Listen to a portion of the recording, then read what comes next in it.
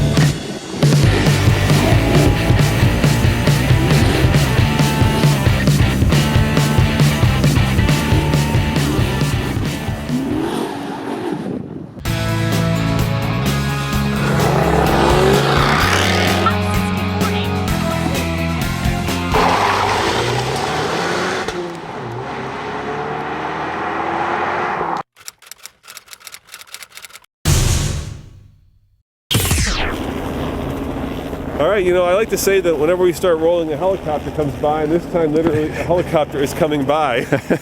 And lingering. And lingering, yeah. Circling here. Oh my gosh, hold on.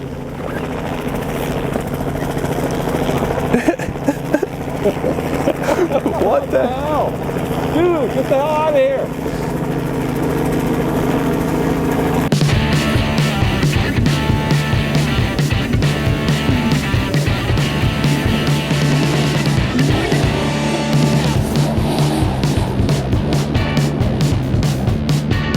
Hell yeah. Let's go pull somebody over, man. Let's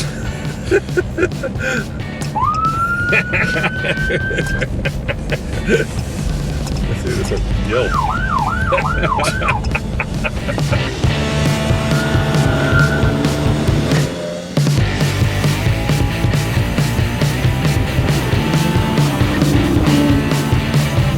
I'm forward here.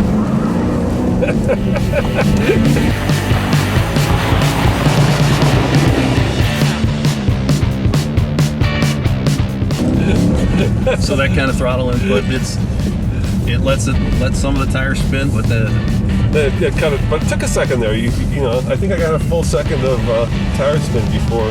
Yeah, the active transfer case puts power to the front in that situation, and then it assesses how much wheel spin you actually have. If there's too much, to start applying some brakes. But you were still going straight, so I didn't see any reason to intervene there.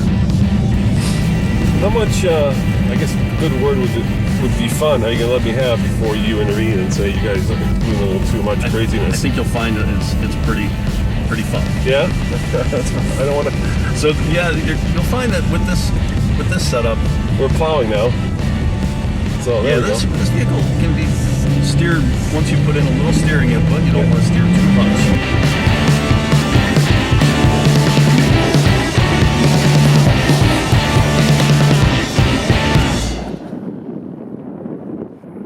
Yep. You can then steer with the throttle. So you give it a little bit more throttle, and the rear wheels can come up, send around. And once your wheels are turned, it can pivot. Now, do you do this kind of testing? Do you have a course like this up in the UP somewhere where you? We do. We leverage a couple of locations and very engineered surfaces. This is actually not our standard type of surface. We're seeing a little bit more ice. Yeah, it's snow. It's a little tricky because we really don't know how much grip we're getting at any given time, right? It's hard to judge the amount of grip I'm got.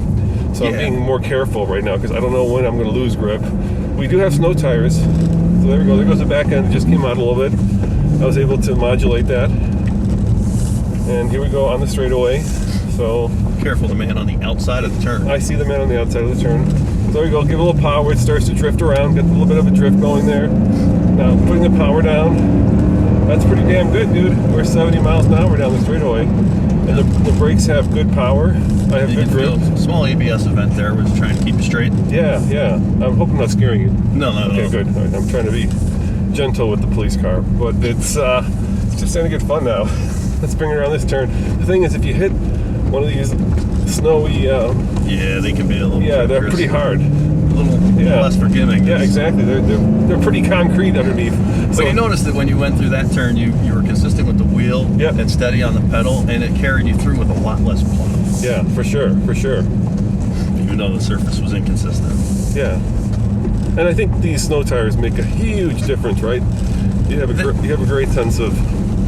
Yeah, obviously they help you considerably on snow, but the contribution on ice isn't quite as good. Well, I have to say that was a hoot, man. That was really a hoot. So we should jump into a different car and compare. Absolutely. Yeah. What would you suggest we do next? Cherokee, Renegade. Yeah. Let's compare something a little more off-road worthy and see how it compares to this system. So it's front drive. Yeah, exactly. So we've got basically a rear-wheel drive bias car that when the wheels start to slip, sends power to the fronts. Well, hopefully a little before then. A little before then, yeah. And how do you anticipate that? How does that work? Well, we look at the throttle, not just position, but you can also look at things like how fast you're pressing the throttle and make a prediction on how the vehicle is going to react when you're provoking the car out there, and we can attempt to catch you before you get crazy. Well, there's a Renegade behind us. Is that a front-wheel drive bias car? Yes, it is. So let's jump in that. What do you say? Sounds good. All right, let's go for that guy.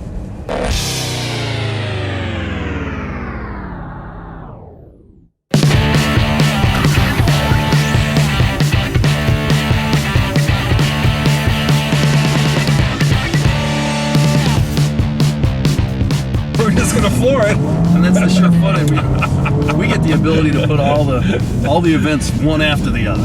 But when you're on the road, you may run from one surface and then transition into the next. You know, this has a lot less push to it. And I don't know if that's because of the all-wheel drive system, but the front end isn't plowing half as much as it was on the bigger Charger. Is that because of weight distribution?